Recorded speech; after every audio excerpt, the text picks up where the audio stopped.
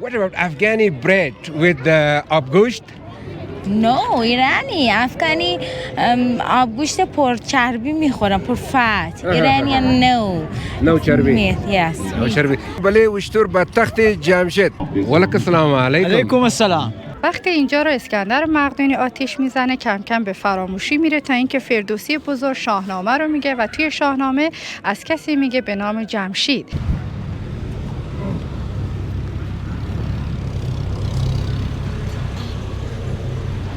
رئیس شدیم طرف تخت جمشید.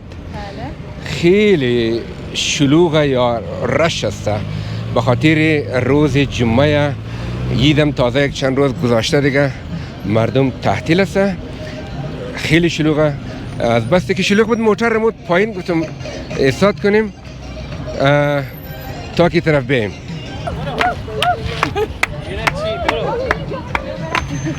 کسایی که بخواید تخت جمشید باید دیگه اینجا کس از اینجا باید تیکت بگیره انترانس شه. این خانم شما بله یک ایرانی اصیل و اصلا گونه های موهاش وقتی که تو مجسمه ها برین هم سبک موهاش هم سبک سیبیلاش از اصیل ترینه و نیمراخش قوز بینی اصیل ایرانی داره. تو چجوری موخین زده؟ این هنره، مای آرتیست. این خیلی خوشبخت، تو پسر خیلی عالی، تیپ عالی، استایل عالی، look like a film star. You very nice and خانم also very nice. این لحمزه موختون زد بالاخر.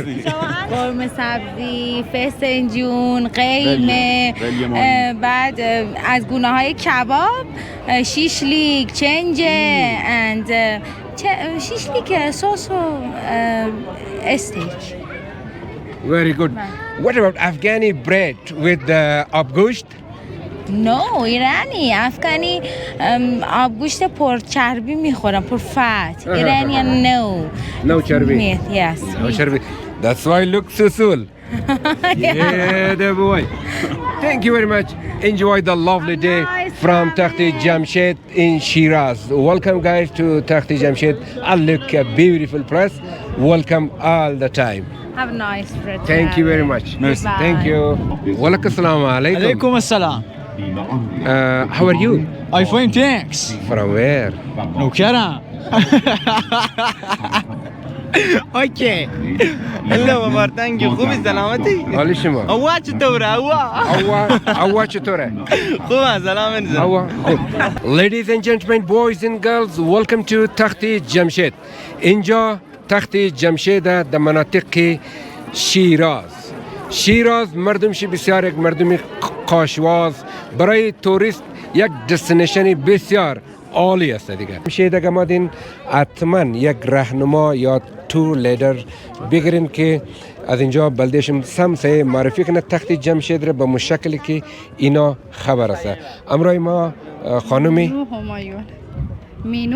مینو همایون است تا که راهنمایی مرا کنه در تخت جمشید. شما هم خوش آمدین. خب خانم همایون اینها را چرا تخت جمشید میگه؟ خب وقتی اینجا رو اسکندر مقدونی آتش میزنه کم کم به فراموشی میره تا اینکه فردوسی بزرگ شاهنامه رو میگه و توی شاهنامه از کسی میگه به نام جمشید. میگه جمشید کسی که روز پیروزیش بر اهریمن یا همون دیوها رو نوروز نامید و به دیوها دستور داد براش کاخهای باشکوه بسازن و تختش روی دست به کاخهای مختلف هم کنن. خب مردم وقتی این سازه های عظیم رو میدیدن براشون غیر قابل باور بود که یک انسان معمولی مثل ما اینجا رو ساخته و یک نقشی هست که بعدها بهتون نشون میدیم. فردی روی تخت نشسته و افراد زیر تخت رو گرفتن که فکر کردن جمشید و دیوهای جمشید هستن. به همین خاطر به اینجا گفتن تخت جمشید. اما بعد از سال 1310 که قسمت‌های زیادی از اینجا از زیر خاک درآورده شد، متوجه شدن اینجا ساخته دست داریوش بزرگ و البته شاه‌های دیگر هخامنشی هستش. ولی چون مردم به خاطر شاهنامه جمشید رو بیشتر میشناختن، اسم از روش بر نداشتن و به همون تخت جمشید باقی موند. وگرنه اسم اصلی اینجا شهر پارسه یا به زبان یونانی پرسپولیس یعنی شهر پارسی ها هستش. بسیار عالی. این چند صد سال کهنه است اینجا؟ تقریبا تاریخ اینجا 180 سال ساختش طول میکشه ولی متعلق به 2500 سال پیش هست، یعنی 550 سال قبل از میلاد مسیح. من شنیدم که جمشید یا فریدون توی که ایران خیلی ترقی کرده، خیلی رشد کرده، خیلی دست داشته. اصلا جمشید و فریدون کلا یک پادشاه های افسانه‌ای هستند، چون ما توی شاهنامه میخونیم و خیلی واقعیت ندارن. گفته شده که اینها افسانه هستند. یعنی ضحاک و رستم و اسفندیار اینا کل افسانه؟ ضحاک اینها رو معمولا میگن افسانه هستن، یا اگر داستان های واقعی هم بودن بعد توی شاهنامه بهشون شاخ و برگایی داده شده. شاهنامه توسط فردوسی نوشته شده؟ بله، فردوسی بزرگ نوشته شده. بله. حالا دوستا این بود در بابت تخت جمشید یک معلومات بسیار عالی. امروز خاطر گفتم که اینجا آمدین یک تور لیدر بگیرین یا یک راهنما بگیرین تا که تخت جمشید را بلده جهانیان به مو شکلی که اینا نوشته کرده به خاطر داخل گوگل او رقم که اینا موگه او رقم نیست، اون شاید باز هر کس از پیش خود یک داستان درست کرده داخل گوگل. درست میفرمایید؟ بله درسته. داستان ها و قصه ها بسیار زیاد هست، چون اطلاعات کمی از تخت جمشید به بیرون حالا رفته شده. اطلاعات ناقص هست یا تناقض بعضی هاشون با هم دیگه دارن. اگر تشریف بیارید اینجا ما اون اطلاعات واقعی رو به شما خواهیم داد. بسیار بریم. این سنگای بزرگ را توسط چه افراد اینجا گذاشته شده؟ فکر میکنم خیلی افرادی بوده که توانا بوده. بله البته بسیار توانا بودن و اینجا ما سیستم کارگری بسیار پیشرفته‌ای داشتیم. حالا خیلی تصور میکنن اینجا ما سیستم بردهداری داشتیم، در صورتی که این شکل نیستش. زمانی که تخت جمشید میخواستن یعنی از زیر خاک در بیاره 30,000 لوح گلی پیدا میکنه اندازه نصف کف دست به خط و زبان ایلامی که میشه شوش خوزستان امروز، که اینها رو میفرسته شیکاگو برای ترجمه. وقتی ترجمه میشه متوجه میشه در مورد حقوق کارگر، بیمه، مالیات و سندهای تجاری بوده که متوجه میشم ما اینجا سیستم کارگری بسیار پیشرفته‌ای داشتیم و امضاهایی داریم که متعلق به گروه‌های کارگری هستش که این بسیار مهم هست چون کاملا بردهداری رو در اینجا ردش میکنه. سنگایی که در اینجا استفاده میشه از معادن مختلفی آورده میشه که درصد زیادش از معدن به اسم سیوم و مجدآباد آورده میشه، چون سنگ آهکی هستن. برای تراشیدن هم بسیار سنگای نرمی هستن. سیستم بالا بردن سنگ‌ها داریوش جزء نوابغ مهندسی عمران در دنیا معرفی میکنه، چون تکنیکایی که ما امروز داریم داریوش بهش آگاهی داشته. ما در اون زمان با استفاده از داربست و نخ و قرقره سنگا رو بالا میکشیدیم و روی سر هم دیگه قرار میدادیم. و جالب بدونی که هیچ گونه ملاتی هم بین سنگا استفاده نشده، که ما ستونهایی رو داریم 20 متر بلندیشه از 6 تا تیکه جدا درست شده که 2500 سال بدون ملات اینا روی هم دیگه دوام آورده. بسیار عالی. در اون وقت کدام سیمان یا کانکریت نبوده؟ این سنگا را با چیز توی هم دیگه چسبانده؟ اینا تخم مرغ بوده چی بوده؟ نه، اول سیستم زبره تراشی داشتن بین دو تا سنگ که این زبره باعث می‌شده استکاکی به وجود بیاد که همدیگه رو جذب کنن و در معماری مهارت بسیاری داشتن. ستون‌ها رو وقتی نگاه می‌کنی از پایین تا بالا قطری اندازه به نظر میاد، ولی این هرچی بالا رفته باریک‌تر شده که زیاد به چشم شما نمیاد. و البته روش‌های دیگه هم هست که من بهتون نشون خواهم داد. بسیار عالی دوستا، بسیار یک توضیح خوب داد. کسایی اگر این فیلم یا این ویدیو رو دید، اگر شیراز به تخت جمشید نه، این امکان نداره. تخت جمشید بسیار یک شلوغ یا رش بیروبارک، مردم خیلی اینجا رجوع میره، توریست میره از مختلف کشورها اینجا میاد تا که تخت جمشید دیدن کنه. یعنی که بسیار کنه. چند صد سال از میلاد پیشه؟ 550 سال قبل از میلاد مسیح. یعنی اینقدر تاریخ کنه بسیار در کم جایا یا در منجدرو باشه یا در بامیان افغانستان باشه این چیزا وجود داره، ولی دم ایرانیا گرم که ایره بسیار یک بله دیگه دم ایرانیا گرم ایره بسیار به مشکل خوب ایره تنوز نگاه کرده. اینجا بسیار صاف است، یعنی انقدر تعریف کنی کم است دیگه. من این روز آمدم اینجا گفته ایرانیا که من آل کردم دیگه. جانم است. بریم این جای دیگه ترکیبی از بدن شیر و سر عقاب و اینها تماما روی سر ستون گذاشته می شده با همون سیستمی که خدمتون گفتم.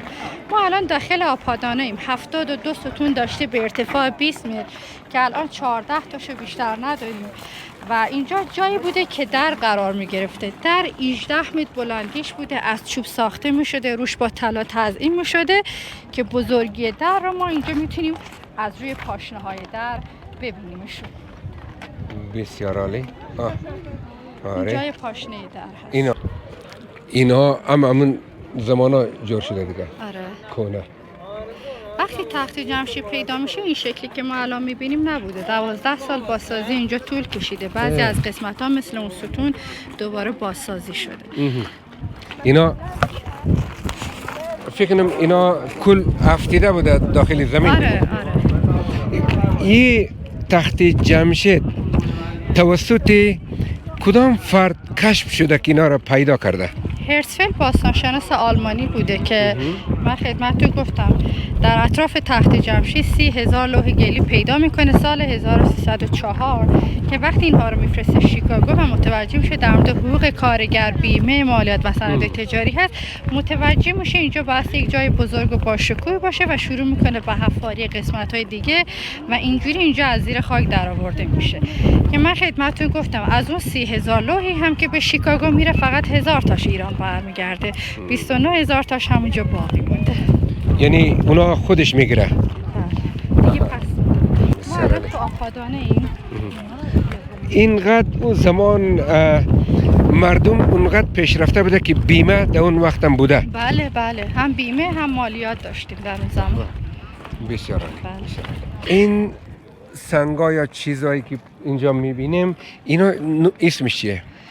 این کاخ تچر هست، کاخ اختصاصی خود داریوش بزرگ هست که البته به تالار آینه هم شهرت داره چون سنگای کاخ رو طوری پالیش کردن که به زیبایی یک آینه می شده، به همین دلیل بهش تالار آینه میگن. معماریش کم متفاوت از کاخهای دیگه است، شبیه به کاخهای مصری ساخته میشه، دروازه و تاقچه‌های تو در توی زیادی داره، اما به کاخ موزه خط هم شهرت داره چون افرادی مثل اردشیر ساسانی یا ناصرالدین شاه قاجار که خط بسیار زیبایی داشته شعری از سعدی رو روی این دیواره در واقع نوشته، به همین دلیل بهش کاخ موزه خط گفته میشه. اما ورود به کاخ متاسفانه ممنوع هست چون کاخ ظرافت و زیبایی خاصی داره و در واقع استحکامش کمتر هست، ترجیح هم بسته شده. در اون وقت که داریوش بزرگ بوده یا جمشید بوده این ایران اسمش ایران بوده یا توران بوده چی بوده؟ جمشید اصلا وجود خارجی نداره دوستان. بله یک افسانه هستش، اسم شهر پارسه این منطقه بودش یا همون پرسپولیس به زبان یونانی هستش. توران نه، توران شرق ایران بهش میگفتن توران، بر اساس داستان‌های شاهنامه در شرق ایران در واقع اونجا به توران شهرت داشته. بله این شاهنامه برای ما این رقم توضیح داده شده که اینجا اسرافیاب بوده در توران، رستم داستان بوده زابلستان و کیکاووس بوده در ایران. این داخل شاهنامه اینجوری اینا گنجانیده شده ولی مردم هم زیادتر شاهنامه میخونه و فکر میکنه امین درسته؟ بله ولی خب ربطی به تخت جمشید نداره داستان‌های شاهنامه چون تاریخشون متفاوت هست. حالا شاهنامه 1000 سال پیش سروده شده ولی تخت جمشید متعلق به 2500 سال پیش هسته. بله بسیار عالی. واقعا دمت گرم، یک توضیح بسیار عالی. شما یک خانم خیلی مهربان، یک تور لیدر عالی هستین. کسی عزیزی قربانت. که ما تو الان استاد شدیم به اسم چیه این علاقه؟ اینجا کاخ هدیش، کاخ اختصاصی خشایارشا پسر داریوش بزرگ هستش. اما خب تفاوتی که با کاخهای دیگه داره اینه که ما گفتیم سنگا از جای دیگه آورده شده اما اینجا بیسش کوه بوده که خود کوه تراشیده شده در واقع. امین. آره. بله. و احتمال دادن شاید اسکندر مقدونی آتش زدن تخت جمشید از کاخ هدیش شروع کرده باشه چون یک زمانی خشایارشا به مقدونی میره و باعث میشه در آکروپولیس یونان معبد آتن به آتش کشیده بشه. پس احتمال دادن، دقیقاً نمیدونیم. در واقع اول جایی که آتش گرفته باشه کاخ اختصاصی خشایارشا پسر داریوش بزرگ باشه. اینجا اولین بار فقط امی اسکندر حمله کرده، جنگ کرده. اینجا چنگیز یا تاتار هم آمده نه؟ نه اسکندر اینجا رو زیاد تخریب کرده جای نه؟ بله زیاد تخریب کرده. حالا در مورد آتیش زدن تخت جمشید بهتون میگم کنار خزانه که چه اتفاقی میفته که اینجا آتیش زده میشه. باشه. سرستون 12 تنی گاو رو میبینید. سم گاو هست. اینها شاخه از جنس طلا داشتن و با سنگ‌های گرون قیمت تعظیم می‌شده که اینها متعلق به کاخ آپادانا هستش.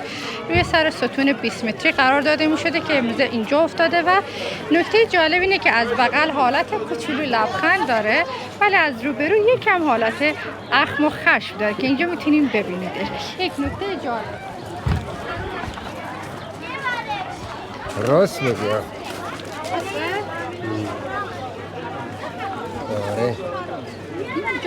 اگر سنگ هم میشکسته یا میخواستن 2 تا تیکه سنگ رو به هم وصلش کنن اونو با استفاده از بسته‌ای که بهشون بسته دوم چلچله میگفتن به هم وصل میکردن بعد روش کاملا سرب میکشیده چون در واقع ترکیب بسیار مناسبی از سرب و فلز و اون ضد زنگ میکنه و چون تقریبا تم رنگی یکی دارن یعنی هم سرب هم سنگ یک تم رنگی دارن اون جای شکستگی کاملا پوشیده میشده و دیگه به چشم نمیومده.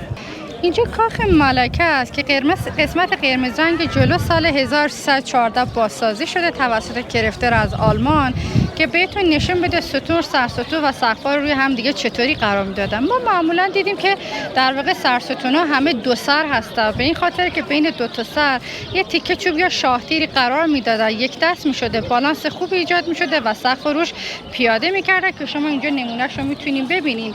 کف این کاخ به صورت اصلی در واقع قرمز رنگ بوده ولی پایه ها اینجا میبینی سیاه و براقن که رنگ اصلی سنگ خود سیاه و براق بوده اما معماری الگوی در واقع اینها رو که چطوری روی هم دیگه قرار میدادن از آرامگاه ها اقتباس گرفتن که شما اون بالا میتونید ببینیدشون.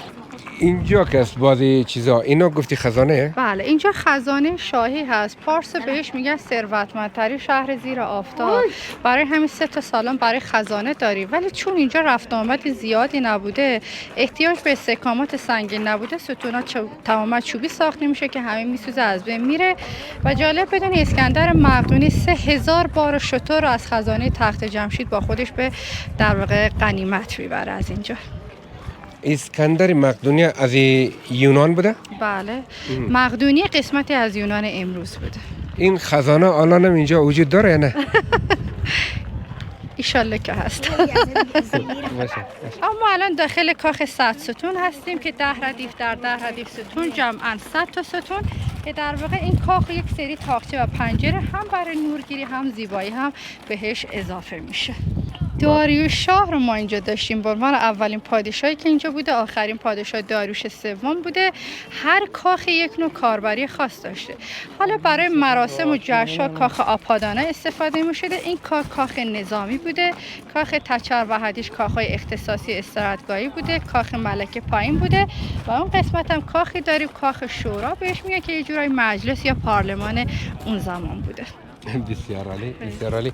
دوستان همراه ها بسیار یک معلومات خوب و عالی برای ما داد. دیگه من برم یک خورده کوچیک جای رو بگردم بعضی جایشی بس شاید مو فیلم من اینجا در پایان برسه. خیلی خوشحال شدم و خیلی کیف کردم امروز که ما آمدم در تخت جمشید. یعنی تخت جمشید یک از بهترین است که برای توریست از هر جای اگر باید یک مشوره که اینجا تا که ورود میشه اجازه فیلم گرفتن بگیره و دویم دیگه اینجا زیاد اجازه نداره که با کس مصاحبه کنه یا کدام معلومات غلط برشان بده. باید یک راهنما بگیره که کلی معلومات درست را برای مردم از اینجا پخش کنه تا که جهانیان بیاد در تخت جمشید. درست گفتم؟ بله بله البته. این فیلم من پخش باشه. ای شوخک واقعا میذاری؟ واقعا پیجش دادم با خدا میگذارم دیگه. اسم پیجش چیه؟ انور سروری. چی؟ انور سروری. موبایل داره؟ بس من می نویسم اونجا. خب این کاغذ به دفتری بیارم برای همین نیستی؟ موبایل نداره دیگه. خب موبایل تو ماشینه. این پسر کوچولوی ایرانی مرا دنبال کرد التماس کرد گفت فیلم مرا بگذار دیگه اینجا شاید اجازه نباشه ما فیلم کسا بگیرم، یعنی خودش التماس کرده خودت گفته دیگه. بله. خوشحال است که تو رو ببینه مردمای جهان، ببینه پسرای ایرانی، پسرای کوچک قلب خیلی پاک داره و مرا دنبال کرد گفت یک فیلم از من بگیر دیگه. خوشحال شدم. مرسی ممنون. جونم هستی. قربانته. مرسی. قربانته. اینجا کاخ نیمه تمام هست. داریوش سوم یعنی آخری پادشاه تصمیم داشته کاخی بسازه شبیه به کاخ ملل، اما متاسفانه این اتفاق صورت نمیگیره، ولی شما رو داره با معماری اینجا آشنا میکنه. نگاه کنی سر و شکل کلی گاو مشخص هستش. یه تراش کلی به سنگ داده میشده، بالا میرفته و اون بالا ریزکاری ها انجام میشده، چون اگر پایین قرار بود دیتیلز ها انجام بشه ممکن بود موقع بالا رفتن سنگ به سنگ آسیب وارد بشه و تعویض سنگ با این حجم و طبیعتا کار سختی بوده که شما اینجا میتونید نحوه معماری در اون زمان رو کاملا باهاش آشنا بشید. یعنی همون معماری یا استادکاری بیلدر، کسی که یه چیز درست میکرد، فکر میکنم اون 1000 سال را فکر میکرد که این خراب نشه یا چپه نشه یا فرو نریزه. خب داریوش بزرگ وقتی داشته آپادانا رو میساخته 4 تا لوح سیمین زرین 4 طرف کاخ گذاشته بوده که زمان حفاری ها اینها رو از زیر خاک بیرون آوردن. خودش رو معرفی میکنه، حدود خاکش رو میگه و میگه که من این را برای آیندگان گذاشتم، که این جمله در واقع تعیین میکنه که هدف بلند مدتی داشته برای ساخت اینجا محل زندگی نبوده، یه جور پایگاه قدرت هخامنشی‌ها بوده و جالب بدونیم ما در اون زمان 4 تا پایتخت داشتیم. اینجا بهار، شوش، خوزستان، پاییزه، بابل یا عراق امروزی زمستانه، همدان تابستانه بوده. بسته به فصل پایتخت تغییر میکرده و خود شهر پارس اطراف این قسمت بوده. اینجا محل زندگی دائمی در واقع نبوده. حالا اینکه چرا اینجا رو انتخاب میکنه به عنوان پایتختش، دور تا دورتون با کوه زاگرس پوشیده شده، منطقه رو امن میکنه. دوم همون هوای خوبش توی فصل بهار بوده و سوم خاک خوبش واسه کشاورزی هستش که ما هنوزم میبینیم بعد از گذشت سالهای زیادی منطقه مرجش توی کشت گندم توی کل کشور و جزو رتبه‌های اول هستش و توی اکثر محصولاتش خودکفا هست. البته مردمان خوب این منطقه بوده که داریوش تصمیم میگیره اینجا رو به پایتختش انتخاب کنه. بسیار عالی، بسیار عالی. یعنی خانم یا داریوش یا جمشید هر کس بوده دستشون درد نکنه که برای شما یک چیز باقی جا گذاشته که از این طریقه توریست باید شما پول در بیارین و همو اقتصاد کشور به شکل عالی بچرخه دیگه. جمشید اینجا وجود نداشته دوستان. بله. همون دیگه، همون داریوش دیگه. بله بله. ما اولین پادشاه هخامنشی کوروش بزرگ هست که کاخش در واقع پاسارگاد هست 80 کیلومتری. اینجا 2 تا پسر داشته، بردی و کمبوجه، که هر دو کشته میشن. داریوش بزرگ نسبت خونی با کوروش داشته، هم دامادش بوده هم پسرعموش بوده. بعد از داریوش بزرگ خشایارشا، اردشیر اول، اردشیر دوم، اردشیر سوم و داریوش سوم رو ما اینجا داریم. یه دونه داریوش دوم هم داشتیم که ایشون شاه نمیشه. درسته. دروازه ملل هستیم که در اولی روز جشن ها ملیت ها از این دروازه عبور میکردن که میبینیم با گاوی تزیین شده که گاو در فرهنگ ایرانی نمادی از قدرت، برکت و حاصلخیزی هستش که اینها رو به عنوان یک گارد یا نگهبان بر ورودی ها گذاشتن. اما بالای دروازه 3 کتیبه داریم به 3 زبان فارسی باستان، ایلامی و بابلی نوشته شده که همه هم با نام اهورامزدا خدای بزرگ پارسی شروع شده که میگه بگه و زرک اورمزدا، خدای بزرگی است اهورامزدا. بسیار عالی. خب دوستا، ویدیو از ما از تخت جمشید حالا در پایان میرسه. بسیار جهانی سپاس و تشکر از خانم بسیار خوشقلب، بسیار خوب توضیح داد برای ما. دیگه من خوشحال هستم. ایرانی‌ها دمش گرم، بسیار گفته خود نیست که خفنه دیگه. خوشم آمد. شهر ایران عالی بود.